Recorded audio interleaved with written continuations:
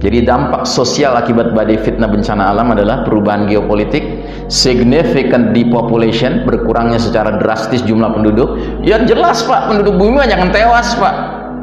Ya Anda bayangkan saja wilayah Cina, Jepang, Asia Timur itu tenggelam. Berapa banyak manusia itu di situ? Kalau sekarang jumlah penduduk bumi 7 miliar, mungkin nanti setelah peristiwa-peristiwa dahsyat ini tinggal setengahnya, mungkin sepertiganya, mungkin seperempatnya. Wallahu a'lam bishawab.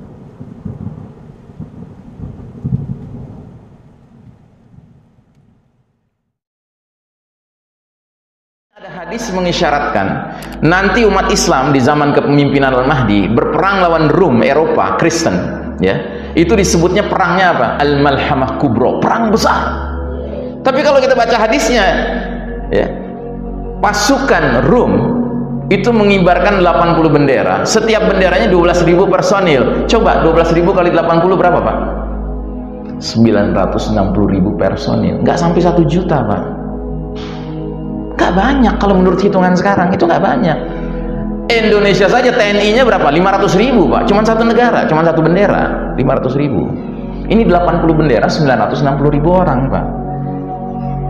Kenapa Nabi menyebut jumlah segitu perang besar? Karena untuk zaman itu di mana penduduk bumi sudah banyak yang tewas, itu jumlah yang luar biasa Pak. Ini menariknya ilmu akhir zaman Pak. Kita diajak untuk berpikir ke depan, untuk sebuah situasi yang berubah sama sekali dengan situasi kita sekarang. Kemudian terjadi perubahan peradaban. Tadi sudah saya isyaratkan, ya. Para pemimpin negara-negara udah nggak punya kuasa lagi. Kenapa? Mereka nggak bisa tiba-tiba mengkonsolidasi, menggerakkan, memobilisasi tentara, polisi. Nggak bisa. Alat komunikasinya sudah nggak ada. Bingung mereka. Bahkan mereka sedang sibuk nyari makanan masing-masing. Jadi ketika kaum kufar masih menguasai teknologi modern sekarang ini, maka sistem Dajjal dapat seenaknya menjalankan berbagai kezalimannya. Seperti misalnya teknologi pengawasan ketat setiap individu, surveillance technology, ya, mengandalkan CCTV di mana-mana Pak. Ya, bahkan di Amerika sekarang ada undang-undang di mana FBI dan CIA berhak mengetahui semua data warga Amerika. Jadi kontroversi karena apa? Ini pertentangan antara kewajiban mengawasi masyarakat dengan kebebasan individu. Jadi heboh Pak. Yang kedua, perang curang yang tidak adil. Teknologi canggih ini menyebabkan perang curang yang tidak adil Pak.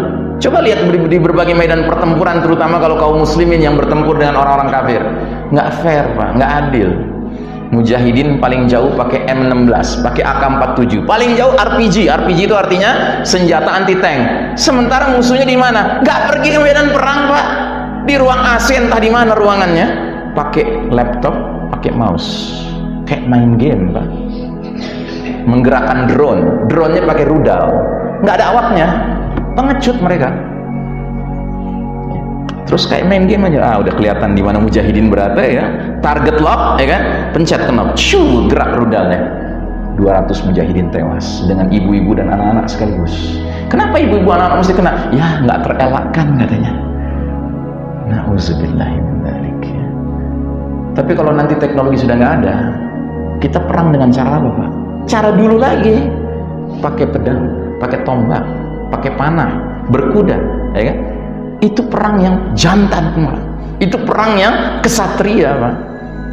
Dan kalau sudah demikian, maka berlakulah kaidah orang Betawi, lo jual, gua borong, gitu.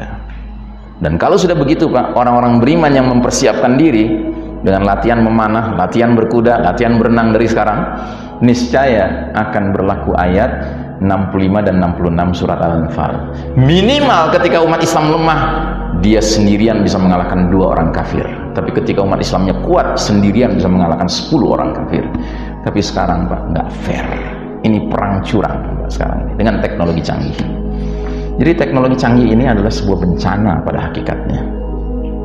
Bukan berarti saya mengharamkan ya. Teknologi kita pakai Pak, mumpung masih ada sekarang ini. Cuma kita harus sadar, ini pada waktu tertentu akan hancur.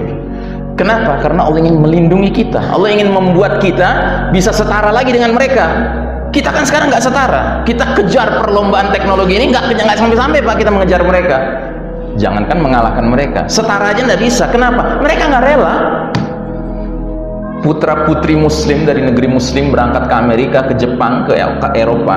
Kalau dia cerdas, oh dikasih warga negara Pak, nggak boleh pulang. Karena kecerdasan lebih baik buat negara mereka, bukan negeri kaum muslim. Negeri muslim punya gagasan bikin pembangkit tenaga listrik nuklir, oh dipersulit Pak oleh dunia internasional. Padahal bukan mau bikin senjata Pak, untuk pembangkit tenaga listrik nuklir dipersulit. Jadi Allah punya cara. Wa makaru wa makarullah wallahu khairul makirin. Terus penyebaran hoax dan fitnah. Ya, teknologi canggih ini luar biasa untuk menyebarkan hoax dan fitnah. Kemudian false money, fake money, ya, uang palsu Pak. Pernah nggak kita renungkan Pak, apa sih bedanya 2.000 rupiah dengan 100.000 rupiah dalam hal ongkos bikinnya? Nggak ada bedanya Pak. Ya. Jadi kita ini sekarang diikat oleh pola keuangan yang sebenarnya palsu, nggak ada kekayaan di dalamnya. Islam mengajarkan kita harus menggunakan zahab wal fiddah, emas dan perak, dinar dan dirham. Kalau kita menggunakan dinar Pak, harga seekor kambing di zaman Umar bin Khattab itu 1 dinar. Sampai hari ini kita bayar pakai 1 dinar, cocok. Berapa sekarang 1 dinar? 2 juta seperempat. Dapat nggak kambing 2 juta seperempat? Indonesia dapat nggak? Dapat kan? Kambing yang mantap itu. Ya. Tapi coba dengan uang, ya kan? Makin tahun makin menyusut nilainya, karena ini uang palsu Pak. Nah, kalau teknologi canggih sudah runtuh, mau tidak mau kita kembali lagi menggunakan apa yang mestinya kita gunakan. Kemudian false image building, ya, terjadi pencitraan di mana-mana. Orang yang nggak punya kemampuan naik motor dikesankan jago kali naik motor. Itu bisa terjadi. Ya. Kenapa? Karena hebatnya teknologi untuk menipu umat manusia. Nah, jadi selama kaum kufar menguasai teknologi modern, maka umat Islam terus-menerus menjadi underdog yang dijadikan mangsa dan bahan permainan mereka. Berbagai subsistem kehidupan mereka kuasai dan tidak izinkan umat Islam memilikinya, mengembangkannya, apalagi mengambil alih untuk menguasainya. Shutdown modern teknologi bagi kaum beriman merupakan keberkahan dan pertolongan dari Allah Ta'ala. Saat itu umat Islam bisa istirahat dari perlombaan di bidang teknologi melawan barat kafir. Seketika posisi kaum beriman setara dengan barat kafir. Allahu Akbar walillahilhamd. Ya. Jadi Nabi mengisyaratkan shutdown modern teknologi dijelaskan oleh hadis Nabi ini, wa uttum min haitsu bada'tum. 3 kali Nabi ulang-ulang, kalian akan kembali kepada kondisi seperti sedia kala. Jadi saudaraku rahimakumullah, badai fitnah dukhan ini dan fenomena alam lainnya ternyata justru membawa kepada kondisi yang membuat kaum beriman menjadi setara dengan kaum kafir, dan kondisi ini menjadi jalan menuju kemenangan kaum beriman dan berlakunya sunnah pergiliran, sunnah tadawul tadi Pak. Jadi kalau sunnah tadawul yang kita sudah alami sekarang ini, ya, adalah tadinya kita berjaya selama ribuan tahun. Ketika umat Islam berada di atas garis merah sedang berjaya, dan ini berjayanya ribuan tahun Pak, sampai tahun 1342. Tapi tahun 1342 kita meluncur ke bawah. Kita sedang terpuruk sekarang.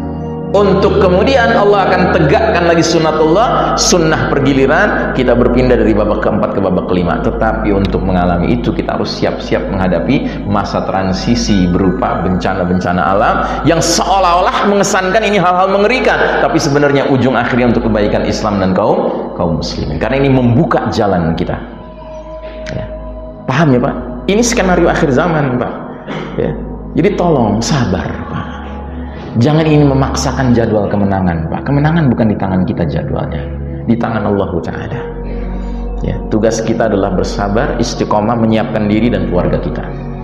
Berharap agar diri dan keluarga kita ini layak dipercaya Allah untuk mudah registrasi mendaftarkan diri menjadi pasukan Al-Mahdi. Itu yang harus kita harapkan Pak sekarang. Nah, jadi saudaraku rahimakumullah, Allah mengatakan orang-orang kafir bikin tipu daya. Apa itu tipu dayanya? Sistem Dajjal, ya, yang dihancurkan sama Allah. Allah membalas tipu daya mereka itu, dan Allah sebaik-baik pembalas tipu daya. Jadi mereka sudah yakin betul ini, wah, teknologi sudah dikuasai, ya kan? Negeri-negeri sudah dipaksakan LGBT, dipaksakan kerusakan-kerusakan lainnya. Ah, begitu Dajjal muncul sudah dia jadi dinobatkan jadi pemimpin. Tapi ternyata sebelum Dajjal muncul, Allah punya rencana lain, dihancurkan teknologi canggih ini, dengan peradaban canggih ini, ya, sehingga mereka gigit jari, ya. Dan kita umat Islam tinggal menyiapkan diri, ya, berbaris di belakang sang pemimpin, the certified leader, pemimpin yang dapat sertifikasi dari Allah Subhanahu wa Ta'ala.